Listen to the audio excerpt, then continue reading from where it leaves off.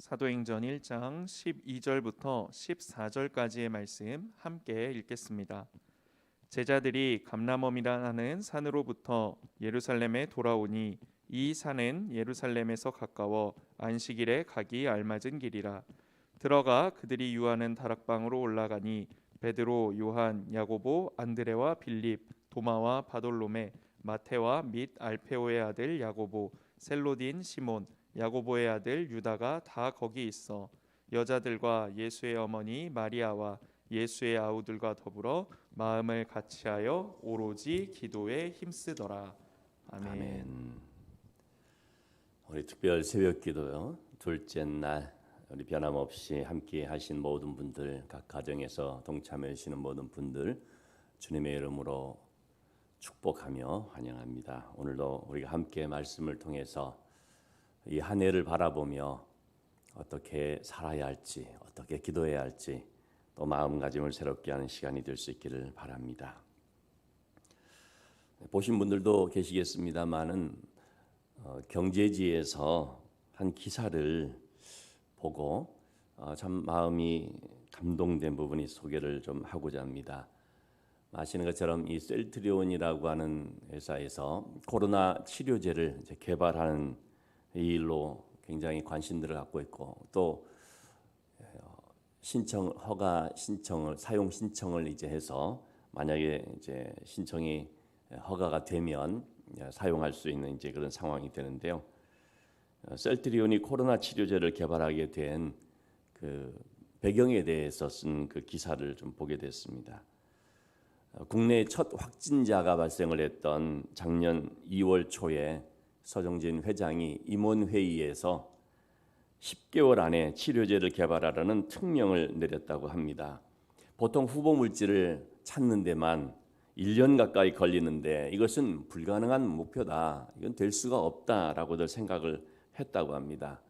또 지금처럼 이렇게 장기간이 되리라고는 당신은 생각을 못할 때였기 때문에 뭐 실컷 이렇게 개발을 하다가 중간에 코로나가 다 끝나버리면 그러면 이것은 상품성이 전혀 없는, 상업성이 없는 그런 것이기 때문에 접어야 될 수 있는 굉장히 리스크가 큰 그런 상황이었다는 것입니다. 그런데 이제 이런 특명이 내려졌기 때문에 연구원들 180명이 3교대로 돌아가면서 24시간 내내 이 후보 물질을 찾게 되었다고 합니다. 그리고 한 달 만에 300개의 그 후보 물질들을 찾게 되었는데 그것은 평소보다 5개월이 빠른 단축된 그런 일이었다고 합니다. 그리고 그 300개 중에서도 이제 최종적인 후보 물질을 찾게 되는데 만약에 이것을 또 실패했다가는 지금까지 해놓은 것도 수포이기 때문에 그리고 이것을 찾는다는 것이 이 간단한 문제가 아니라 이제 연구실에서 이거 배양하고 또 이걸 확인하고 막 그런 것들을 다 하지 않겠습니까? 그래서 이 실패에 대한 아주 엄청난 그런 스트레스가 있었다고 합니다. 드디어 이 최종 황체 후보군을 찾고 7월 달에 임상 1상을 이제 들어가게 되었는데 당시에 그 한 연구원의 인터뷰 기사를 보니까 그들의 그 심정은 다른 게 아니라 돈보다 사명이다. 소명의식을 갖고 매달렸다는 것입니다.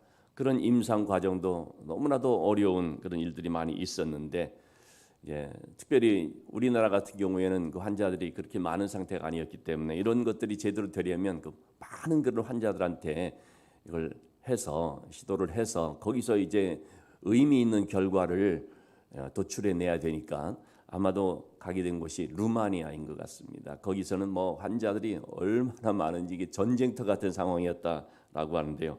거기 가서 단순히 이게 실험만 할 수가 없는 것이니까 현지를 도우면서 또 그 눈앞에서 펼쳐지고 있는 이러한 그 모든 것들을 같이 감당을 해줘야 되는 분위기였으니까 직원들의 헌신과 그 희생들이 참 많이 있었다고 합니다. 그러면서 이제 기적적으로 조건부 승인에 이르기까지 여기까지 오게 됐다라는 얘기를 하고 있습니다.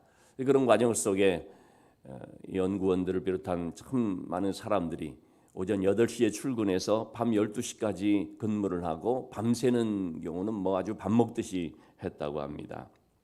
근데 그렇게 한 것이 오로지 백성들의 국민들의 생명을 구한다는 이 사명감 하나를 가지고 그렇게 했다는 것입니다. 여러분 참 저는 이 내용을 보면서 와닿는 것이 다른 게 아니라 이 사명감이라는 것 그리고 이 간절함이라는 것 참 이게 얼마나 귀한 것인지 또 우리에게 얼마나 중요한 것인지 이렇게 생각을 해보게 되는 거죠. 이런 것이 있기 때문에 참 그래도 이렇게 뭔가가 개발되기도 하고 또 참 좋은 그런 결과가 돼서 좀 많은 사람들의 생명을 구할 수 있으면 좋겠는데 하여튼 그런 일들이 있게 되는 것이죠. 어제 우리 아들이 이렇게 소식을 전해온 걸 보니까 셀티리온이 시무식을 하는데 시무 예배를 드렸다는 것입니다. 그래서 목사님 모시고 아마 제가 보니까 서정진 회장이 다니는 담임 교회 출석하는 그 담임 목사님, 제 선배 목사님이신데 그분이 시편 1편의 말씀, 복 있는 사람은 악인의 꾀를 쫓지 아니하고 하나님의 말씀을 주야로 묵상한다는 이 내용을 가지고서 한 것 같습니다. 근데 참 어느 이렇게 이런 굵직한 그런 회사가 시무식을 예배로 전 사원들이 동참하는 예배로 드릴 수가 있는가? 참 그런 면에서 굉장히 감동도 되고 정말 마음으로 하나님 이런 회사를 좀 축복해 주십시오 하는 그런 생각도 드는 거죠. 자, 여러분 우리가 무엇에 대한 사명감을 가지고 무엇에 대한 간절함을 가지고 이 한 해를 살아야 되겠습니까? 오늘 우리는 그 말씀을 좀 같이 나누고자 합니다. 주님께서 제자들에게 주님의 관심은 하나님의 나라요. 이 일을 이루는 데 있어서 가장 필요한 것이 성령이다. 성령이 임하심으로 이 사명을 감당하는 것이다 라는 말씀을 우리가 어제 살펴봤습니다. 이렇게 주님께서 말씀을 마치시고 승천하셨는데 주님이 승천하시고 난 뒤에 제자들은 어떻게 했습니까? 하늘을 쳐다보면서 그냥 망연자실해하고 아쉬워하고 뭐 눈물 흘리고 그렇겠습니까? 그렇지가 않습니다. 주님의 말씀을 들은 제자들이 12절 말씀에 보니까 감람원이라는 산으로부터 예루살렘에 돌아오니 그들은 주님의 말씀에 순종해서 사명의 땅 예루살렘으로 돌아왔습니다. 주님 말씀하셨거든요. 성령이 너에게 임하시면 너희가 권능을 받고 예루살렘과 온 유대와 예루살렘으로부터 이제 시작하는 것입니다. 예루살렘에서 성령이 임재하시는 것을 경험하게 된다는 것이죠. 이들은 전부 거의 대부분 갈릴리 출신이지 않습니까? 갈릴리 또 그 주변 지역에 있는 사람들이기 때문에 이제 예수님 떠났으니까 우리는 우리의 살 길을 찾기 위해서 다시 우리의 땅, 우리의 터전인 갈릴리로 가자. 뭐 그럴 수도 있는데 그것이 아니었습니다. 예루살렘으로 돌아왔다는 것은 거기 가까우니까 그곳을 갔구나라는 것이 아니라 어제 말씀에 우리가 또 비춰보면서 이게 사명의 땅이기 때문에 또 주님의 말씀에 순종하는 그 의미에서 예루살렘으로 돌아온 것이죠. 그 예루살렘으로 돌아와서 그들은 13절 말씀에 보니까 들어가 그들이 유하는 다락방으로 올라갔다고 했습니다. 이것은 마가의 다락방이라고 알려진 마가의 어머니의 2층 집이죠. 주님께서 예루살렘에 오시면 모이던 장소, 또 십자가를 앞에 두고 최후의 만찬을 하실 때 모였던 바로 그 장소, 그 마가의 다락방에 올라갔는데, 자 거기서 그들은 뭐를 했겠습니까? 무슨 대책회의를 했겠습니까? 앞으로 우리가 어떻게 생계를 유지해야 될 것인가? 앞으로 어떻게 우리가 이 모임을 유지할 것인가? 뭐 그런 무슨 회의를 했겠습니까? 그렇지가 않습니다.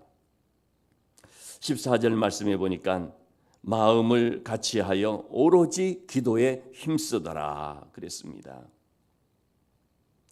자, 그들의 모인 수가 120명이라고 했습니다. 성령의 역사하게 있기 위해서는요, 먼저 모여야 됩니다. 모임 가운데 우리 사도행전 2장에 나오는 것처럼 성령께서 놀랍게 임재하셨습니다. 아주 크고 강한 바람처럼 그 모임 가운데 또 모여 있는 각 사람에게 이제 임재를 했는데요. 장작불도 여러분 나무 하나하나가 모여서 불이 붙어 활활 타오르는 것이죠. 이게 흩어져 있으면 안 되는 것입니다. 믿음의 동역자들도요. 모여서 함께 예배드리고 같이 기도하고 또 같이 말씀도 읽고 나누고 이 모임이 먼저 시작되는 모임에서부터 이제 시작되는 것입니다. 히브리서 10장 25절 말씀 보니까 모이기를 패하는 어떤 사람들의 습관같이 하지 말라 그랬습니다. 여러분 사탄은요. 할 수만 있으면 자꾸 흩어지게 만들려고 하고 나뉘어지게 하려고 하고 분열되게 합니다. 이게 사탄의 역사입니다. 이들은 이렇게 120명 되는 사람들이 한 집에 모여서 그래서 함께 하나님의 그 말씀 약속하신 그것을 이제 바라보는 것이죠. 자, 모여서 또 어떻게 했는가? 마음을 같이 했다고 했습니다. 마음을 같이 하는 것이 중요합니다. 자, 그들은 한 마음이 되었는데 이 한 마음이 되었다는 것은 인간적인 야심이라든지 자기의 생각을 가지고 있으면 결코 한 마음이 될 수가 없습니다. 이 모여있는 이 120명의 사람들을 한번 잘 살펴보시면 이들은 한 마음이 되기가 쉽지 않은, 그러니까 굳이 살펴본다면 쉽지 않을 수 있는 그런 면도 있습니다. 자, 왜냐하면 우리 제자들을 보시면 12명의 제자들은 예수님의 십자가를 앞에 두고서조차도 누가 크냐라고 다투었던 제자들입니다. 우리 중에 누가 더 앞서느냐. 그 중에 또 어떤 제자들은 예수님 이제 예루살렘에 입성하셔서 잘 되면 우리들 중에 한 사람은 왼쪽에 한 사람은 오른쪽에 앉혀주십시오. 그 어머니까지 와가지고 그렇게 참 일종의 청탁을 할 정도로 말이죠. 그런 일이 있고 그 일 때문에 제자들 서로 간에 막 서로 분노하면서 막 화가 나서 시끌시끌했던 그런 것도 있었지 않습니까? 그리고 또 이제 예수님이 떠나셨으니까 여기에는 예수님의 가족들, 어머니와 또 그 동생들, 가족들도 같이 있는데요.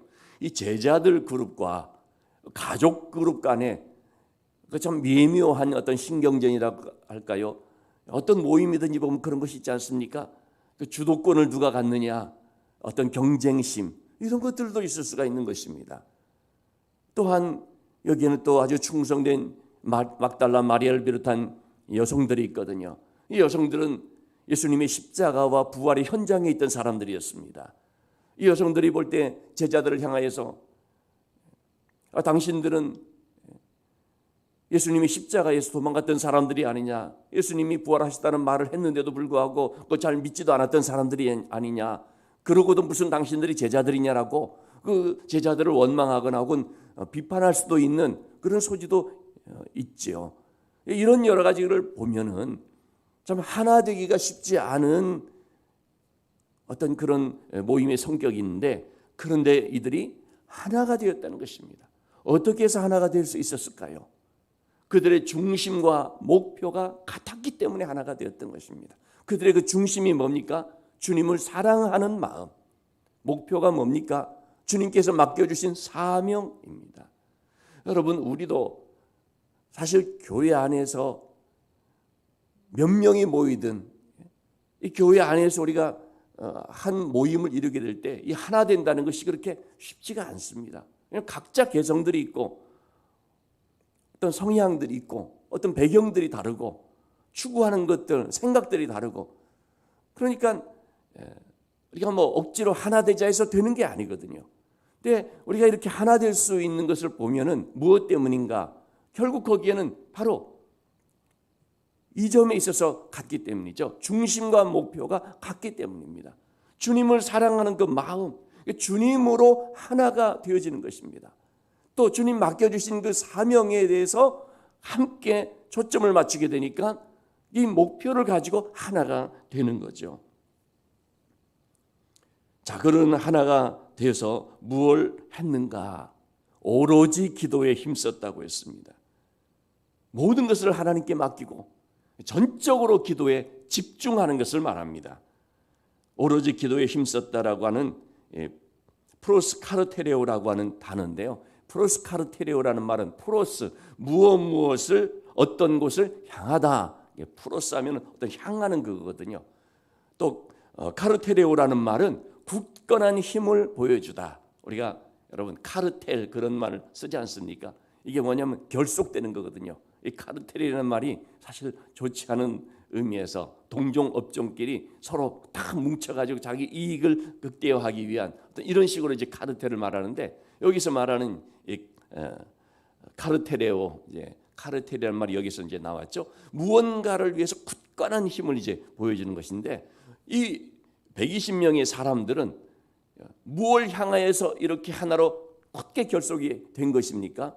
하나님께서 주신 그 약속, 또 주님께서 말씀하신 그 사명, 그걸 바라보면서 하나가 됐는데, 결국은 뭐였습니까? 그게 성령이 임하시면, 이 말씀을 중심으로 되어지는 거지 않습니까?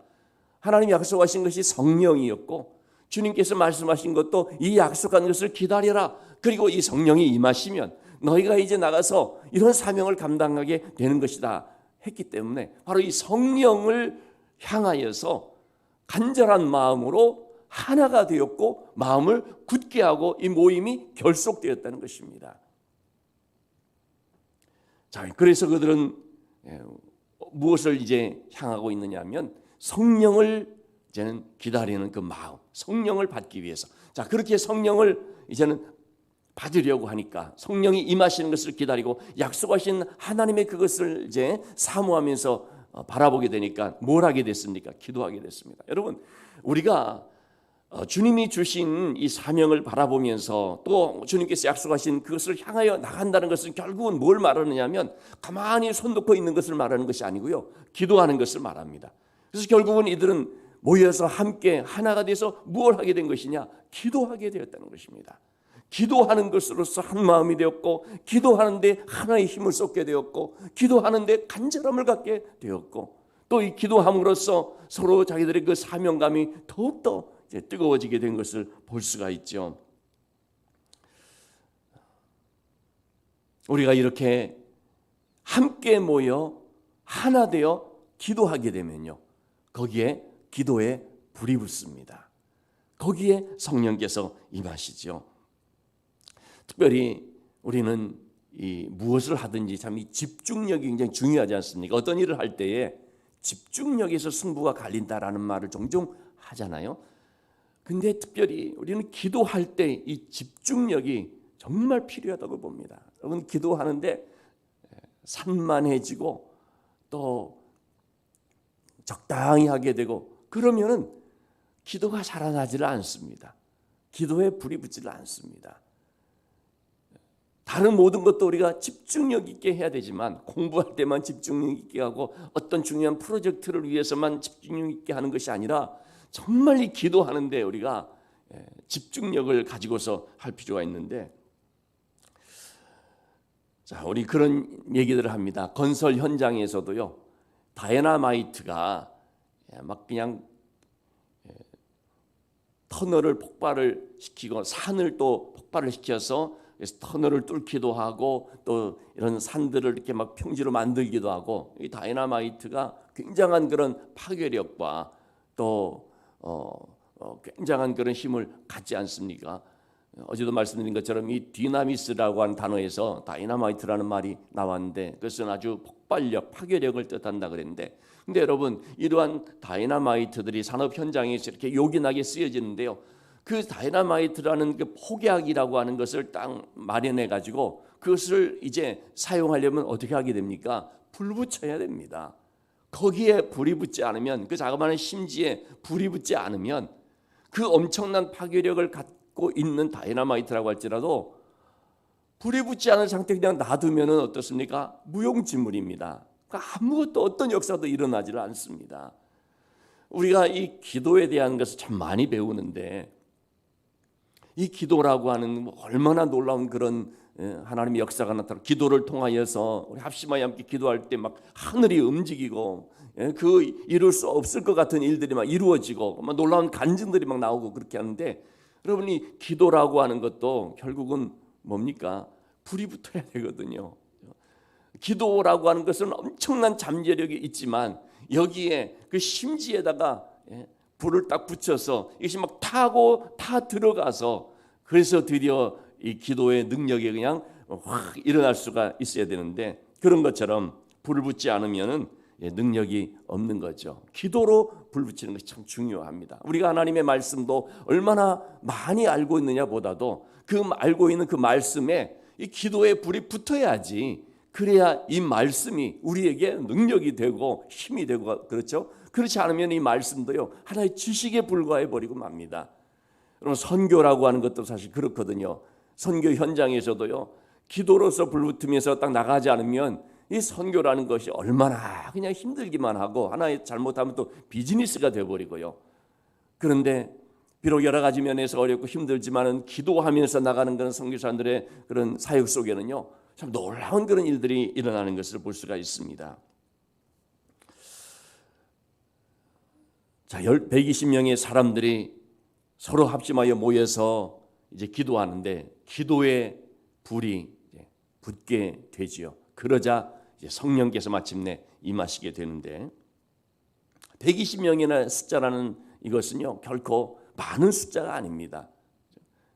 120명 그러면 뭐 좀 작은 교회 규모라고도 볼 수 있지 않습니까? 그런데 이러한 사람들이 한 마음이 되어서 하나님이 주신 그 사명을 붙잡고 간절함으로 기도하게 되었을 때 무슨 일이 일어났습니까? 세계를 흔들어 버렸습니다. 세계 역사를 바꿔놔 버렸습니다. 그들이 세계 선교의 선봉대가 되었어요.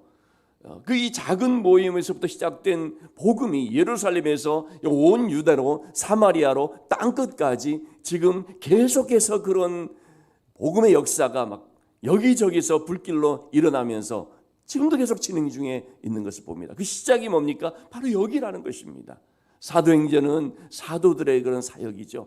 복음서는 예수님의 행적에 대해서 기록한 것이라면 사도행전은 사도들이 어떻게 이 복음을 들고 세상을 향하여 나갔는가 하는 것을 보여주는데 바로 그 시발점이 뭐냐면 오늘 우리가 읽은 120명의 사람들이 당시로서는 너무나 초라해 보일 수 있는 마가의 다락방이라고 하는 그 작은 곳에서 기도함으로써 이렇게 시작이 되었다는 것입니다. 여기에 무엇이 있었는가? 제가 서두에서 말씀드린 두 가지. 사명감이라는 거죠. 사명감. 우리가 생명을 살린다. 죽어가는 영혼을 살린다. 주님 맡겨주신 이 복음을 땅끝까지 전한다. 이 사명감. 그리고 또 한 가지 간절함. 그래서 이 사명을 감당하기 위해서 하나님 앞에 간절하게 엎드리는 하나님 저희들을 도와주십시오. 하나님 저희들을 사용하여 주십시오. 하나님 저희들을 통하여서 하나님의 역사가 나타나게 인도해 주십시오. 이 간절함. 여러분 금년 한 해를 우리가 살아가면서 바로 이것을 좀 붙잡을 수 있으면 좋겠습니다. 돈이 어떤 기업체가 가장 중요하게 추구하는 것이 뭡니까? 영리, 이익 아닙니까? 그런데 돈보다 더 중요한 것이 있다. 그 사람 살리는 것이다. 그럴 때 그 사명감을 가지고 불철주야 반드시 어떤 치료제를 약을 개발해내야겠다라는 힘을 쏟았을 때 거기에도 어떤 결실이 있는 것처럼요. 여러분 우리도 마찬가지입니다. 우리가 각자의 직업에서 맡겨진 여러 가지 일들을 하지만 그런데 이런 가운데서 하나님이 우리에게 주신 사명은 생명 살리는 것이다. 가장 중요한 것, 돈보다 더 중요한 것이 있다. 그건 뭐냐? 한 생명을 살리는 것이다 라는 이 사명감 우리가 가지고 또 이걸 감당하기 위해서 어떻게 해야 되느냐? 기도하면서 성령의 능력을 힘입어야 된다는 거죠. 내 힘으로 안 되기 때문에 뜻은 좋지만 마음의 생각은 괜찮지만 정말 이걸 이루기 위해서는 성령께서 함께 주셔야만 되니까 이 성령의 은혜를 입기 위해서 간절히 기도하는 이 간절함의 기도, 이것이 우리에게 있어야 된다는 말씀이죠. 자, 여러분 오늘 이 말씀을 기억하시면서 오늘뿐만 아니라 참 우리가 계속해서 우리의 삶이 하나님의 사명을 붙잡는 삶이 되고 그리고 성령께서 함께 해주시기를 간절히 사모하는 그런 마음을 가지고 하나님 앞에 귀하게 쓰임받는 삶이 될 수 있기를 주님의 이름으로 축원합니다. 우리 교회를 통해서 또 내가 있는 자리에서 내 참 이 부족한 나 같은 자이지만 그러나 하나님이 사용하시면 얼마든지 놀라운 역사가 일어날 수 있다는 믿음을 가지고 내가 내 자리에서 하나님 앞에 쓰임 받겠다는 소망으로, 그러면 사명감과 간절함으로 하나님 앞에서 이 한 해가 참 귀하게 쓰임 받고 축복의 통로로 쓰임 받고 하나님의 일꾼으로서 영광을 돌리며, 그래서 하나님의 넘치는 은혜를 경험할 수 있는 삶이 되기를 주님의 이름으로 축원합니다.